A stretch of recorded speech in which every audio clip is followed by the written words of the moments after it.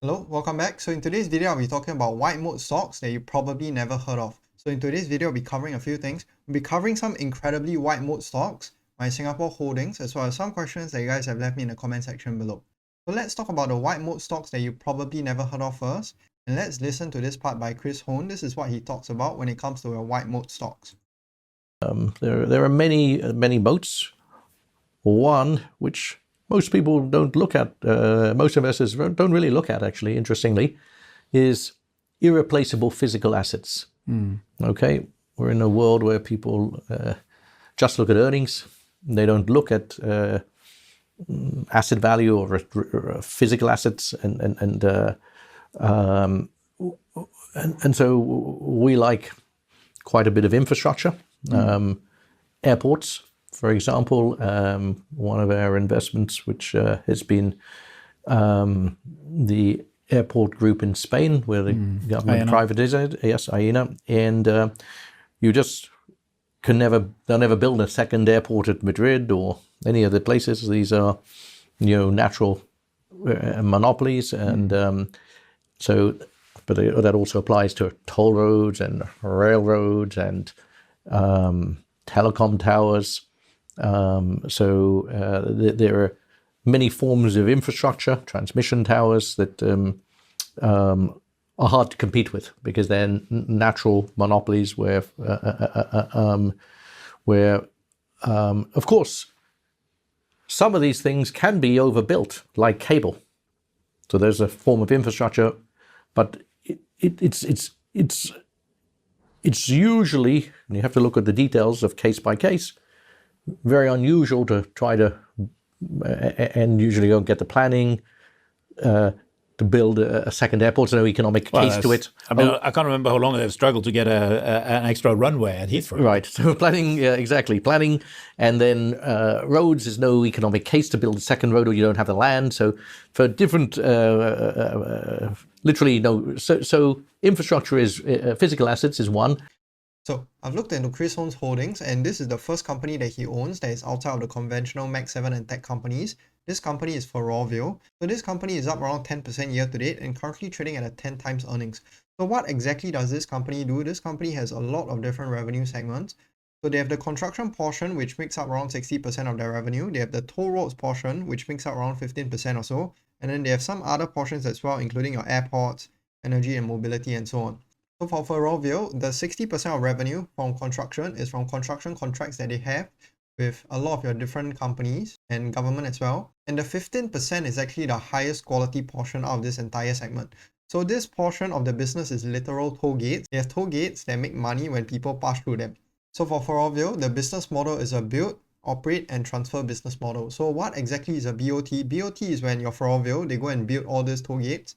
They operate the toll gates for 50 to 60 years, depending on the concession contract, and then they transfer the asset back to the government itself. So for Ferrovial, for example, they have an ET402 highway in Canada itself, and that concession agreement that they have with the government is 52 years. So it's 52 years of recurring revenue for Ferrovial. It's an incredible business. All they need to do is just have that initial cost of building the toll gate itself, and then it's 52 years of continuous recurring revenue for this company with pricing power as well. So when you talk about S&P Global and Moody's, they are IP toll gates. But for these companies over here, they're literal toll gates. And these companies are actually quite high quality companies as well. And there's another company that Chris Hone talked about earlier as well. It's Aena. So Aena this year is up around 18%, currently trading at an 18 times earnings. So what exactly does Aena do? They operate all your different airports. So the Spanish government actually has a 51% stake in Aena. So there's no conflict of interest there. And for Aena, what they do is they operate the airports itself. So when planes want to depart from Aena, they have to pay Aena a fee. And your shop rental fees, your car park fees, your airport fees, everything has to go through Aena. And so Aena is a literal toll gate as well in the airport segment. And there's no other company that is able to build an airport in Spain because it is a natural monopoly. And then the other business that he talked about as well are your railway companies. So for example, this is Canadian National Railway, currently up 2% year to date and trading at a 20 times earnings. So why are these businesses great businesses? These businesses are great businesses because they're natural monopolies due to the high upfront cost to build the physical location itself. So for example, your railway companies, it takes a lot of money to just build out all the railway, and it takes a lot of years for a company to go and do it. So no company will come into this space and that is a natural monopoly for your railway companies. They also have a geographic monopoly, so in the case of Aena, as well as Ferrovial, Ferrovial has a geographic monopoly in the ET402 highway, same for Aena with the airports, and so there's no other company that is able to compete in the same region, and they have regulations backing it as well. So Aena has your Spanish government backing it and owning a majority of the stake in the company. Ferrovial has concession agreements with the government, same for your railway companies. So overall, these are highly monopolistic companies, although they're not fast growing, but these are the ones that are highly neglected in Wall Street. So apart from those physical assets, your stock exchange are also high quality businesses. So this is ICE, the stock is up around 18% year to date, currently trading at a 36 times earnings. So for ICE, what they do is they operate the New York Stock Exchange, and the New York Stock Exchange, they're basically a tollgate business as well, similar to S&P Global and Moody's. It's sort of like an IP tollgate business. So how they make money is they collect transaction fees, they collect registration fees, they collect checking fees, and so on. And so these companies, they're incredibly asset light. They don't need any upfront costs, they don't need any capex and so on, and they just grow with the economy as the stock market continually grows. The other company is CBOE. So CBOE, I'm sure you guys know the VIX. And same thing, they collect money from option fees as well as transaction fees. And then in Singapore, this is a regional stock exchange, your Singapore Stock Exchange. This company is trading at a 23 times earnings, and it is a geographical monopoly as well. So for your stock exchange, they have incredibly high margins that are comparable to all your different software companies, and there is no competition in the space as well. So for example, this is SGX margins and their ROIC and so on. They have gross margins of 73%, net margin of 50%, that is just incredible, and they have ROIC of around 30%. So amongst all the Singapore stocks, I think SGX has the best metrics of any single Singaporean stock. And for ICE as well as CBOE, they have quite good fundamentals as well. So why are these companies great? They are asset light, they have high margin, they have recurring revenue businesses, but the downside will be exaggerated in downturns whenever the stock market starts to pull back. So be careful when you're buying them. Typically for your stock exchanges, you want to buy them when the stock market is in a bear market because their earnings will be suppressed during those times. Currently, we're having an extremely optimistic market in a bull market, so I would avoid these ones. I'll wait for a downturn to come before I start adding to them. They're high quality businesses that is largely neglected by Wall Street. Next portion, I'll be talking about some of my Singapore holdings. So this person actually said that he wants me to introduce you guys to the Singapore stocks that I have. So this is my Singapore portfolio. It's on CMC Invest, not the best brokerage. But here are some of my holdings. I have Fraser Centrepoint Trust, I have CapitaLand Ascenders REIT, I have CICT, Mapletree Pan Asia, some ETF that was given to me by the brokerage itself, as well as SIA.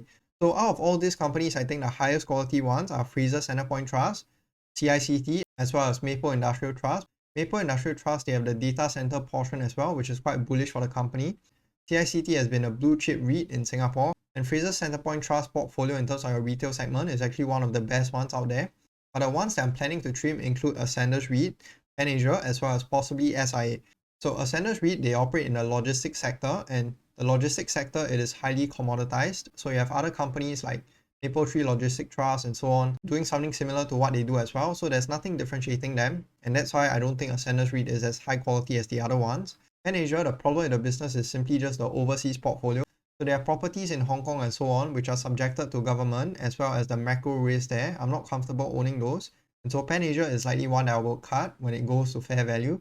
And for SIA, I think it is about fair value right now. If I can find a Singaporean company that is offering decent value, I might switch. So this was the mistake that I made when it comes to owning your Singaporean stocks. So I bought these stocks and accumulated because I was betting on macro, which was a terrible mistake. I was betting on interest rates coming down. So the thesis was your interest rates will fall and REITs will recover due to lowered interest rate expense. But the lesson learned over here is that you should never bet on macroeconomic conditions. It is almost impossible for you to bet on inflation. Inflation is arbitrary, same for your interest rate. And so I'm not planning to add to any of these REITs. I'm just holding them because they are undervalued. Once they go back up to fair value, I might consider trimming them. Last portion, I'll be talking about some of the questions that you guys have left me in the comment section below. So the first one, it says, as you mentioned, great free cash flow profiles. What do you think about Constellation Software? Their business model is buying software companies having a market leader position in a niche. IMO, this company also does have a great free cash flow profile. Some metrics aren't as great as MSCI, which is fine considering their business model. So for Constellation Software, this is the company itself. The company over the past 5 years is up around 234%. And Mark Leonard is an amazing capital allocator as their CEO. But the problem with the business itself is the business has always been very richly priced. And Mark Leonard even said that new shareholders coming in to buy the stock today can only expect up to around 7% returns signaling that he thinks that the stock itself is overpriced. So for Constellation Software, they are a serial acquirer. The fundamentals itself are amazing, but typically when you want to buy a company, you want to buy companies that have organic growth. So for Constellation Software, they derive a lot of that growth itself inorganically through acquisitions and so on. Mark Leonard has been an amazing CEO and amazing capital allocator, and that's why Constellation Software has achieved such high returns. But for most companies, going through acquisitions is not the most predictable way to go, and that's why I normally avoid asset managers as well as companies that need to go through acquisitions. Next question it says, thank you for your great sharing. Can you share your analysis on Coinbase Global, the crypto platform that is admitted to the S&P 500? So for Coinbase, the company is tied to your crypto platform. So this company has about 50% of their revenue coming in from transaction, as well as another 50% from subscription and services fee. So for Coinbase, I don't think I'll be investing into it simply because it is tied to Bitcoin. So Bitcoin is a highly speculative asset in my view. So any company that relies on Bitcoin to grow is highly speculative in my view as well. And that's why Coinbase is a company that I would avoid. I think companies like IBK are much more predictable in terms of your brokerage industry. So for Coinbase, it's an avoid for me simply because it is tied to your Bitcoin. I hope you guys have found this one useful and invest safe.